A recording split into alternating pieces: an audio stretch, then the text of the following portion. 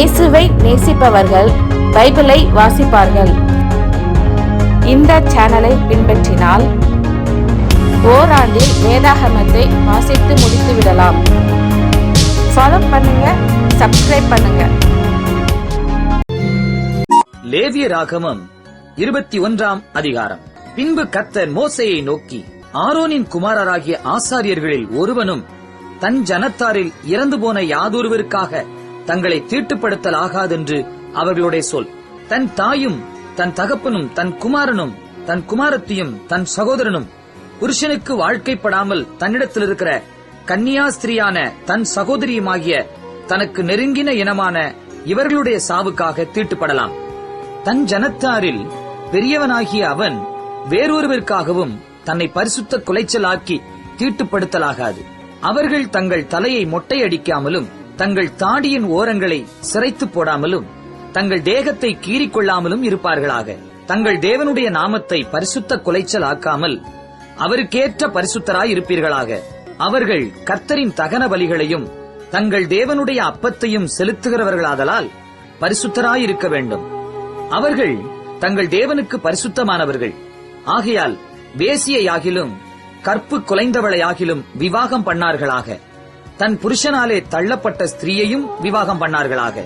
அவன் தேவனுடைய அப்பத்தை செலுத்துகிறபடியால் நீ அவனை பரிசுத்தப்படுத்த வேண்டும். உங்களை பரிசுத்தமாக்குகிற கர்த்தராகிய நான் பரிசுத்தராயிருக்கிறபடியால் அவனும் உனக்கு முன்பாக பரிசுத்தனாயிருப்பானாக.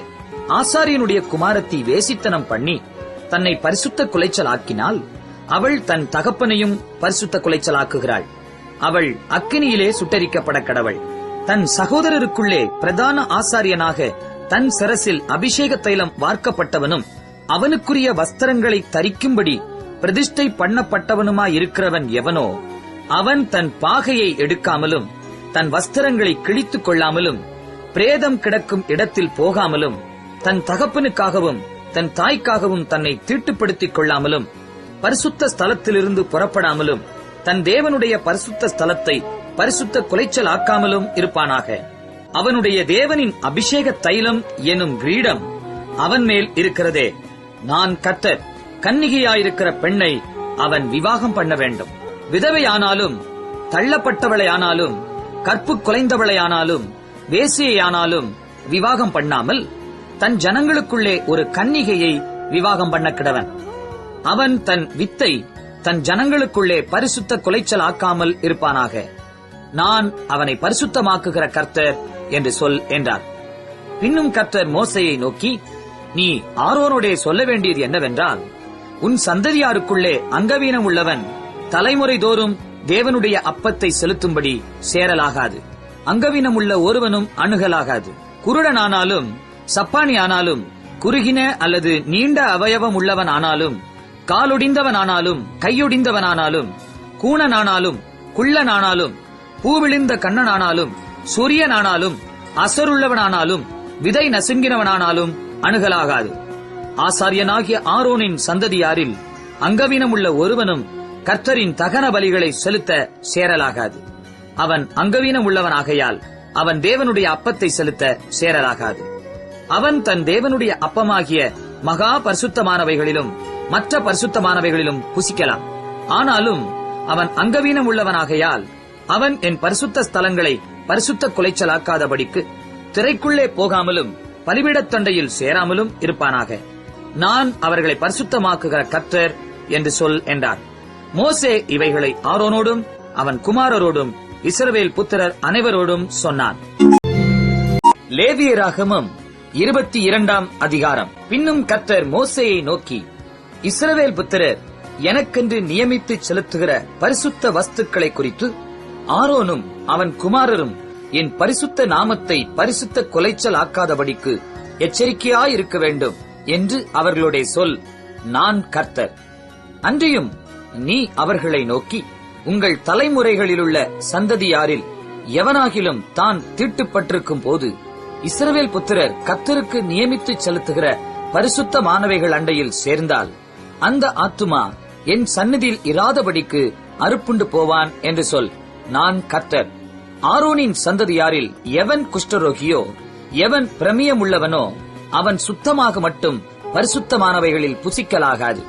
பிணத்தினாலே தீட்டானவைகளில் எதையாகிலும் தொட்டவனும் இந்திரியங்கழிந்தவனும் தீட்டுப்படுத்துகிற யாதொரு ஊரும் பிராணியாகிலும் தீட்டுள்ள மனிதனையாகிலும் தொட்டவனும் சாயங்காலம் மட்டும் தீட்டுப்பட்டிருப்பான். அவன் ஜலத்தில் ஸ்நானம் பண்ணும் வரைக்கும் பரிசுத்தமானவைகளில் புசிக்கலாகாது. சூரியன் அஸ்தமித்த பின்பு சுத்தமாயிருப்பான். அதன் பின்பு அவன் பரிசுத்தமானவைகளில் புசிக்கலாம். அது அவனுடைய ஆகாரம்.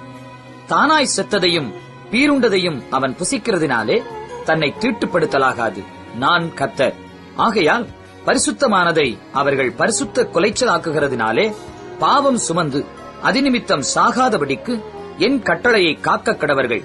நான் அவர்களை பரிசுத்தமாக்குகிற கர்த்தர். அந்நியன் ஒருவனும் பரிசுத்தமானவைகளில் புசிக்கலாகாது. ஆசாரியன் வீட்டில் தங்கியிருக்கிறவனும் கூலி வேலை செய்கிறவனும் பரிசுத்தமானதில் புசிக்கலாகாது.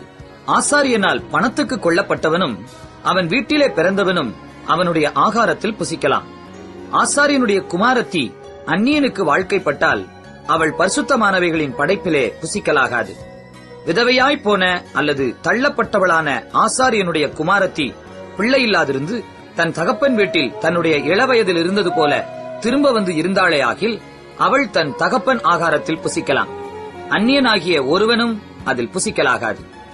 ஒருவன் அறியாமல் பரிசுத்தமானதில் புசித்ததுண்டானால் அவன் அதிலே 1/5 அதிகமாய் கூட்டி பரிசுத்தமானவைகளோடும் கூட ஆசாரியனுக்கு கொடுக்க கடவன்.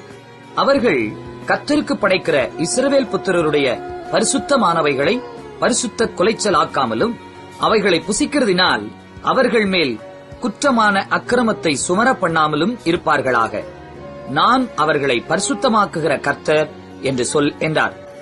பின்னும் கர்த்தர் மோசேயை நோக்கி, நீ ஆரோனோடும் அவன் குமாரரோடும் இஸ்ரவேல் புத்திரர் அனைவரோடும் சொல்ல வேண்டியது என்னவென்றால், இஸ்ரவேல் குடும்பத்தாரிலும் இஸ்ரவேலில் தங்குகிற அந்நியர்களிலும் தங்களுடைய பொருத்தனைகளின்படியாகிலும் உற்சாகத்தின்படியாகிலும் சர்வாங்க தகன பலிகளாக கர்த்தருக்கு தங்கள் காணிக்கையை எவர்கள் செலுத்தப் போகிறார்களோ அவர்கள் தங்கள் மனதின்படியே மாடுகளிலாகிலும் ஆடுகளிலாகிலும் வெள்ளாடுகளிலாகிலும் பழுதற்ற ஒரு ஆணை பிடித்து வந்து செலுத்துவார்களாக. பழுதுள்ள ஒன்றையும் செலுத்த வேண்டாம். அது உங்கள் நிமித்தம் அங்கீகரிக்கப்படுவதில்லை. ஒருவன் விசேஷித்த பொருத்தனையாயாவது உற்சாகமாயாவது கர்த்தருக்கு மாடுகளிலாகிலும் ஆடுகளிலாகிலும் சமாதான பலிகளை செலுத்தப் போனால் அது அங்கீகரிக்கப்படும்படி ஒரு பழுதுமில்லாமல் உத்தமமாயிருக்க வேண்டும். குருடு, நெரிசல், முடம், களலை, சொறி, புண் முதலிய பழுதுள்ளவைகளை நீங்கள் கர்த்தருக்கு செலுத்தாமலும் அவைகளாலே கர்த்தருக்கு பலிபீடத்தின் மேல் தகன பலியிடாமலும் இருப்பீர்களாக. நீண்ட அல்லது குறுகின அவயவம் உள்ள மாட்டையும் ஆட்டையும் நீ உற்சாக பலியாக இடலாம். பொருத்தனைக்காக அது அங்கீகரிக்கப்பட மாட்டாது. விதை நசுங்கினதையும் நொறுங்கினதையும் காயம்பட்டதையும் விதை அறுக்கப்பட்டதையும் நீங்கள் கர்த்தருக்கு செலுத்தாமலும் அவைகளை உங்கள் தேசத்திலே பலியிடாமலும் இருப்பீர்களாக. அந்நியபுத்திரன் கையிலும் இப்படிப்பட்டதை வாங்கி தேவனுக்கு அப்பமாக செலுத்தீர்களாக. அவைகளின் கேடும் பழுதும் அவைகளில் இருக்கிறது. அவைகள் உங்களுக்காக அங்கீகரிக்கப்படுவதில்லை என்று சொல் என்றார். பின்னும் கர்த்தர் மோசேயை நோக்கி, ஒரு கன்றாவது செம்மறியாட்டு குட்டியாவது வெள்ளாட்டு குட்டியாவது பிறந்தால் அது 7 நாள் தன் தாயினிடத்தில் இருக்க கடவது. 8ஆம் நாள் முதல் அது கர்த்தருக்கு தகன பலியாக அங்கீகரிக்கப்படும். பசுவையும் அதன் கன்றையும் ஆட்டையும் அதன் குட்டியையும் ஒரே நாளில் கொல்ல வேண்டாம். கர்த்தருக்கு ஸ்தோத்திர பலியை செலுத்துவீர்களானால் மனப்பூர்வமாய் அதை செலுத்துவீர்களாக. அந்நாளிலேதான் அது புசிக்கப்பட வேண்டும். விடியற்காலம் மட்டும் நீங்கள் அதில் ஒன்றும் மீதியாக வைக்க வேண்டாம். நான் கர்த்தர். நீங்கள் என் கட்டளைகளை கைக்கொண்டு அவைகளின்படி செய்ய கடவீர்கள். நான் கர்த்தர். என் பரிசுத்த நாமத்தை பரிசுத்த குலைச்சலாக்காதிருப்பீர்களாக. நான் இஸ்ரவேல் புத்திரர் நடுவே பரிசுத்தர் என்று மதிக்கப்படுவேன். நான் உங்களை பரிசுத்தமாக்குகிற கர்த்தர். நான் உங்களுக்கு தேவனாயிருப்பதற்காக உங்களை எகிப்து தேசத்திலிருந்து புறப்பட பண்ணினேன். நான் கர்த்தர் என்று சொல் என்றார். லேவியராகமம் 23ஆம் அதிகாரம். பின்னும் கர்த்தர் மோசேயை நோக்கி, நீ இஸ்ரவேல் புத்திரரோடே சொல்ல வேண்டியது என்னவென்றால், சபை கூடி வந்து பரிசுத்த நாட்களாக ஆசரிக்கும்படி நீங்கள் கூற வேண்டிய கர்த்தருடைய பண்டிகை நாட்களாவன. 6 நாளும் வேலை செய்ய வேண்டும். 7ஆம் நாள் பரிசுத்த சபை கூடுதலான ஓய்வு நாள். அதில் ஒரு வேலையும் செய்ய வேண்டாம். அது உங்கள் வாசஸ்தலங்களில் எல்லாம் கர்த்தருக்கென்று ஓய்ந்திருக்கும் நாளாயிருப்பதாக. சபை கூடி வந்து பரிசுத்தமாய் ஆசரிக்கும்படி நீங்கள் குறித்த காலத்தில் கூற வேண்டிய கர்த்தரின் பண்டிகைகளாவன. 1ஆம் மாதம் 14ஆம் தேதி அந்தி நேரமாகிற வேளையிலே கர்த்தரின் பஸ்கா பண்டிகையும், அந்த மாதம் 15ஆம் தேதியிலே கர்த்தருக்கு புளிப்பில்லா அப்ப பண்டிகையுமாயிருக்கும். 7 நாள் புளிப்பில்லா அப்பங்களை புசிக்க வேண்டும். 1ஆம் நாள் உங்களுக்கு பரிசுத்தமான சபை கூடுதல். அதிலே சாதாரணமான யாதொரு வேலையும் செய்ய வேண்டாம். 7 நாளும் கர்த்தருக்கு தகன பலியிட வேண்டும். 7ஆம் நாள் பரிசுத்தமான சபை கூடுதல். அதில் சாதாரணமான யாதொரு வேலையும் செய்யலாகாது என்று சொல் என்றார். பின்னும் கர்த்தர் மோசேயை நோக்கி, நீ இஸ்ரவேல் புத்திரரோடே சொல்ல வேண்டியது என்னவென்றால், நான் உங்களுக்கு கொடுக்கும் தேசத்தில் நீங்கள் போய் சேர்ந்து அதன் வெள்ளாண்மையை அறுக்கும்போது உங்கள் அறுப்பின் முதற்பலனாகிய ஒரு கதிர்க்கட்டை ஆசாரியனிடத்தில் கொண்டு வர கடவீர்கள். உங்களுக்காக அது அங்கீகரிக்கப்படும்படி ஆசாரியன் அந்த கதிர்க்கட்டை ஓய்வு நாளுக்கு மறுநாளில் கர்த்தருடைய சந்நிதியில் அசைவாட்ட வேண்டும். நீங்கள் அந்த கதிர்க்கட்டை அசைவாட்டும் நாளில் கர்த்தருக்கு சர்வாங்க தகன பலியாக 1 வயதான பழுதற்ற ஒரு ஆட்டுக்குட்டியையும், கர்த்தருக்கு சுகந்த வாசனையான தகன பலியாக 1 மரக்காலிலே 10 பங்கானதும் எண்ணெயிலே பிசைந்ததுமான மெல்லிய மாவாகிய போஜன பலியையும், திராட்சை பழ ரசத்திலே கார்படியாகிய பான பலியையும் செலுத்த கடவீர்கள். உங்கள் தேவனுக்கு காணிக்கையை நீங்கள் கொண்டு வரும் அந்நாள் மட்டும் அப்பமும் வாட்டிய கதிரும் பச்சை கதிரும் புசியீர்களாக. இது உங்கள் வாசஸ்தலங்களிலெல்லாம் உங்கள் தலைமுறை தோறும் செல்ல வேண்டிய நித்திய கட்டளை. நீங்கள் அசைவாட்டும் கதிர்க்கட்டை கொண்டு வரும் ஓய்வு நாளுக்கு மறுநாள் முதற்கொண்டு எண்ணத் துவக்கி 7 வாரங்கள் நிறைவேறின பின்பு 7ஆம் ஓய்வு நாளுக்கு மறுநாளாகிய 50ஆம் நாள் மட்டும் எண்ணி கர்த்தருக்கு புதிய போஜன பலியை செலுத்த கடவீர்கள். நீங்கள் ஒரு மரக்காலிலே 10 பங்காகிய மெல்லிய மாவிலே புளிப்பாக பாகம் பண்ணப்பட்ட அசைவாட்டும் காணிக்கையாயிருக்கிற 2 அப்பங்களை உங்கள் வாசஸ்தலங்களிலிருந்து கர்த்தருக்கென்று முதற் பலனாக கொண்டு வந்து, அப்பத்தோடே கூட கர்த்தருக்கு சர்வாங்க தகன பலியாக 1 வயதான பழுதற்ற 7 ஆட்டுக்குட்டிகளையும் 1 காளையையும் 2 ஆட்டுக்கடாக்களையும் கர்த்தருக்கு சுகந்த வாசனையான தகன பலியாக அவைகளுக்கு அடுத்த போஜன பலியையும் பான பலிகளையும் செலுத்தி, வெள்ளாடுகளில் 1 கடாவை பாவ நிவாரண பலியாகவும் 1 வயதான 2 ஆட்டுக்குட்டிகளை சமாதான பலியாகவும் இடக்கடவீர்கள். அவைகளை ஆசாரியன் முதற்பலனாகிய அப்பத்தோடும் 2 ஆட்டுக்குட்டிகளோடும் கூட கர்த்தருடைய சந்நிதியில் அசைவாட்டும் பலியாக அசைவாட்ட கடவன். கர்த்தருக்கு பரிசுத்தமாகிய அவைகள் ஆசாரியனுடையவைகளாகும். அந்த நாள் உங்களுக்கு சபை கூடும் பரிசுத்த நாள் என்று கூற வேண்டும். அதிலே சாதாரணமான யாதொரு வேலையும் செய்யலாகாது. இது உங்கள் வாசஸ்தலங்களில் எல்லாம் உங்கள் தலைமுறை தோறும் செல்ல வேண்டிய நித்திய கட்டளை. உங்கள் தேசத்தின் வெள்ளாண்மையை நீங்கள் அறுக்கையில் வயலின் ஓரத்தில் இருக்கிறதை முற்றிலும் அறுக்காமலும், சிந்திக் கிடக்கிற கதிர்களை பொறுக்காமலும், எளியவனுக்கும் பரதேசிக்கும் அவைகளை விட்டுவிட வேண்டும். நான் உங்கள் தேவனாகிய கர்த்தர் என்று சொல் என்றார்.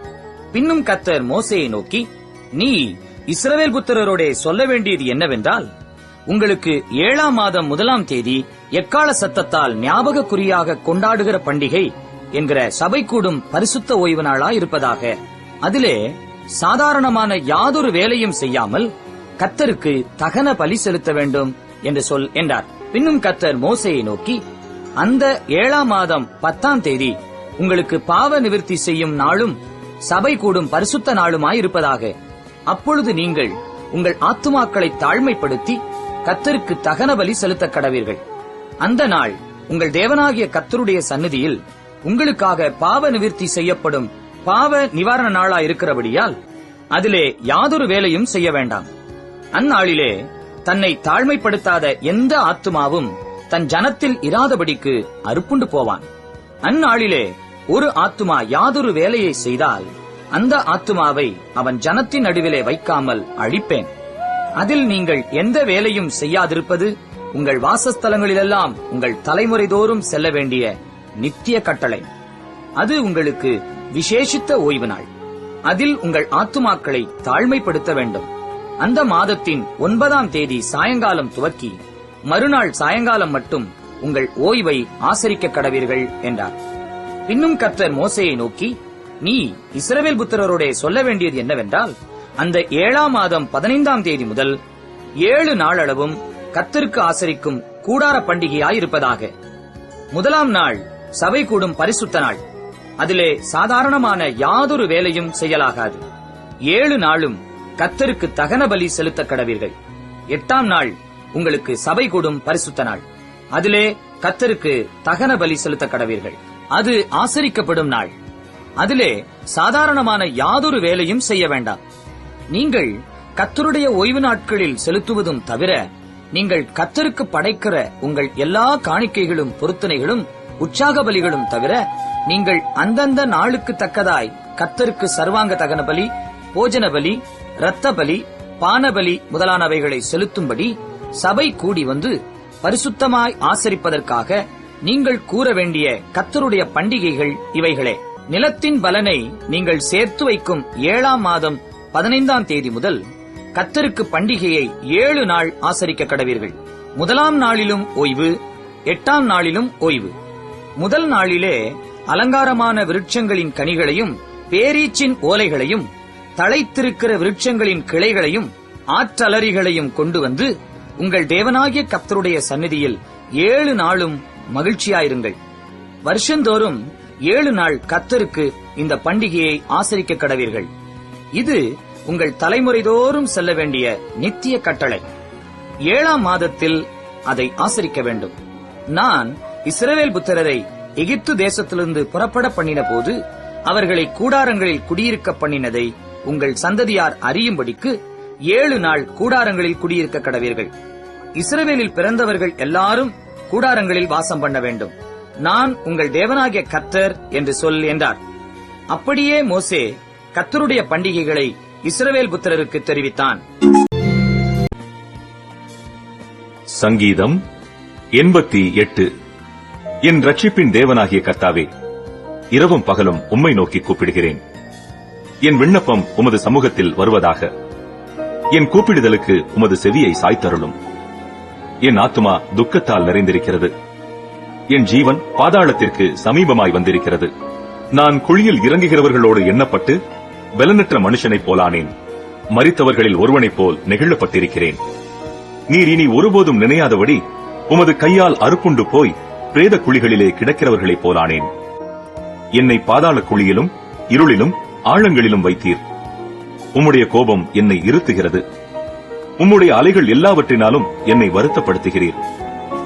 எனக்கு அறிமுகமானவர்களை எனக்கு தூரமாக விலக்கி அவர்களுக்கு என்னை அருவருப்பாக்கினீர். நான் வெளியே புறப்படக்கூடாதபடி அடைப்பட்டிருக்கிறேன். துக்கத்தினால் என் கண் தொய்ந்து போயிற்று. கர்த்தாவே, அனுதினமும் நான் உம்மை நோக்கி கூப்பிட்டு உமக்கு நேராக என் கைகளை விரிக்கிறேன். மரித்தவர்களுக்கு அதிசயங்களை செய்வீரோ? செத்துப்போன வீரர் எழுந்து உம்மை துதிப்பார்களோ? பிரேத குழியில் உமது கிருபையும் அழிவில் உமது உண்மையும் விவரிக்கப்படுமோ? இருளில் உமது அதிசயங்களும் மறதியின் பூமியில் உமது நீதியும் அறியப்படுமோ?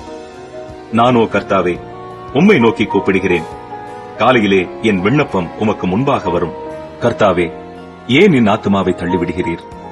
ஏன் உமது முகத்தை எனக்கு மறைக்கிறீர்? சிறுவயது முதல் நான் சிறுமைப்பட்டவனும் மாண்டு போகிறவனுமாயிருக்கிறேன். உம்மால் வரும் திகில்கள் என்மேல் சுமந்திருக்கிறது. நான் மனம் கலங்குகிறேன். உம்முடைய எரிச்சல்கள் என்மேல் புரண்டு போகிறது. உம்முடைய பயங்கரங்கள் என்னை அதம் பண்ணுகிறது. அவைகள் நாடோறும் தண்ணீரைப் போல் என்னை சூழ்ந்து ஏகமாய் என்னை வளைந்து கொள்ளுகிறது. சிநேகிதனையும் தோழனையும் எனக்கு தூரமாக விலக்கினீர். எனக்கு அறிமுகமானவர்கள் மறைந்து போனார்கள்.